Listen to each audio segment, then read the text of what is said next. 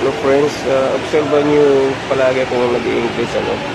Dahil naman may mga subscriber ko Vietnam, Cambodia, Pakistan, India, Thailand, Bangladesh, Russia. Kaya English ang sinasalita ko.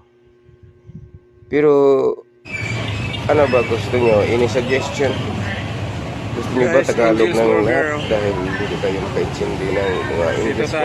English ko simple lang naman. Just leave message below. Yun, English na naman. Mag-iwan lang kayo ng mensahe sa ibaba. Kung anong suggestion nyo, Tagalog ba o English? Ang gusto nyo. Dahil sa isip ko, maraming Pilipinong gusto ng Tagalog na yata ang salita. Kung may Bisaya din ako minsan eh. Okay guys, iwan lang kayo ng message. Glad.